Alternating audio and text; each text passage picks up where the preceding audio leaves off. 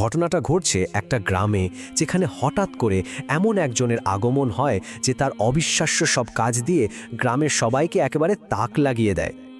ভাবা যায় এই তান্ত্রিক মহিলা গ্রামে এসেই এমন সব জাদু দেখানো শুরু করলো যা কেউ আগে চোখেও দেখেনি।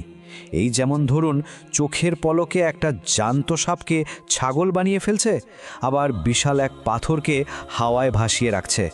তার এসব কাণ্ড দেখে গ্রামের সহজ সরল মানুষগুলো তো পুরোপুরি অবাক আর কিছুটা আতঙ্কিতও বটে। কিন্তু এই সব কিছুর পেছনে একটা অন্য গল্প ছিল, একটা ভয়ঙ্কর উদ্দেশ্য। এই যে এত জাঁকজমক, এর আড়ালে যে কি অন্ধকার একটা চক্রান্ত দানাবাদ ছিল, চলুন এবার সেটাই দেখি। মানে এই যে এত জাদু, এত অবাক করা কাণ্ড, সবটাই ছিল আসলে একটা মুখোশ। এর আড়ালে এমন এক ষড়যন্ত্র চলছিল যা গ্রামের মানুষ ঘুণাক্ষরেও টের পায়নি। তাহলে প্রশ্নটা হলো, কি চাইছিল সে আসলে? কেন সে গ্রামের মানুষকে এভাবে জাদুর মোহে ডুবিয়ে রেখেছিল? শুনলে অবাক হতে হয়, এর পিছনের আসল সত্যটা ছিল আরও ভয়ঙ্কর। মহিলাটা আসলে গ্রামের ছোট ছোট বাচ্চাদের ধরে নিয়ে একটা পাহাড়ি গুহায় লুকিয়ে রাখছিল।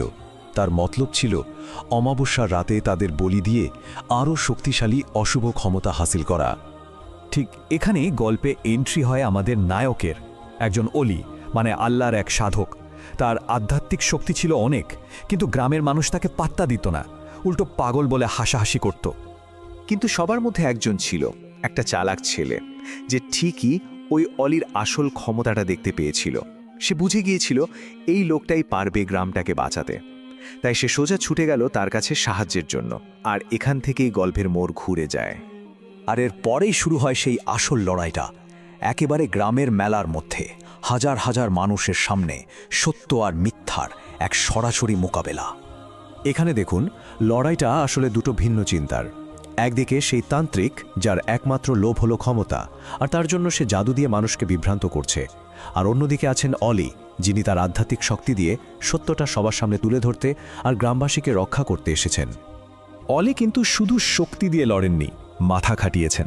উনি খুব সূক্ষ্ম একটা জিনিস খেয়াল করলেন, ওই যে জাদুকরের বানানো জন্তুগুলো, ওগুলো কোনো ছায়া পড়ছে না। আর তখনই উনি বুঝে গেলেন এগুলো কোনো আসল প্রাণী নয়, এগুলো আসলে মানুষের রূপ ধরা জিন। ব্যাস, এরপর উনি তার রুহানি শক্তি দিয়ে সেই জিন সাপটাকে শেষ করে দিলেন, আর সঙ্গে সঙ্গে সবার সামনে ওই মহিলার সব জারিজুরি ফাঁস হয়ে গেল। ভাবছেন গল্প শেষ? একদমই না। লড়াইটা এবার পার্থিব জগৎ থেকে চলে গেল এক অতি প্রাকৃত জগতে। পরাজিত তান্ত্রিক প্রতিশোধ নেওয়ার জন্য হাজির হল সোজা জিনের আদালতে। অপমানে রাগে জ্বলে পুড়ে গিয়ে ওই মহিলা কি করল জানেন? সে সোজা জিনের আদালতে গিয়ে নালিশ ঠুকে দিল যে অলি তার পোষা জিনকে হত্যা করেছে। আর এই অভিযোগ পেয়েই জিনেরা এসে অলিকে তুলে নিয়ে গেল তাদের দরবারে। আর সেই বিচার, সে এক অবিশ্বাস্য ঘটনা। প্রথমে তো অভিযোগ শুনেই জিনের আদালত অলিকে মৃত্যুদণ্ড দিয়ে দিল। যখন মনে হচ্ছিল সব শেষ, ঠিক তখনই একজন বয়স্ক জিনের সাক্ষ্য এসে পুরো খেলার মোড় ঘুরিয়ে দিল। আর শেষ পর্যন্ত অলির সসম্মানে মুক্তি পেলেন। আর সেই সাক্ষী যে কথাটা বললেন, সেটাই ছিল আসল ব্যাপার। তিনি বললেন, নবীর আমল থেকে একটা আইন চলে আসছে যে জিন মানুষকে ধোঁকা দেওয়ার জন্যে মানুষের রূপ নেয়, তাকে মারা কোনো অপরাধী না। এই একটা কথাই ছিল যথেষ্ট। এই প্রাচীন আইনের ভিত্তিতেই ন্যায় বিচার হলো। এই পুরো ঘটনাটা আমাদের একটা খুব জরুরি প্রশ্নের সামনে এনে দাঁড় করায়। আধ্যাত্মিক বিশ্বাস আর কুসংস্কার, এই দুটোর মধ্যে আসল ফারাকটা আসলে কোথায়? এই গল্পটা তাই শুধু একটা লোককাহিনী হয়ে থাকে না, এটা আমাদের বিশ্বাস আর সত্যকে খুঁজে বের করার একটা দারুণ প্রতীক হয়ে ওঠে।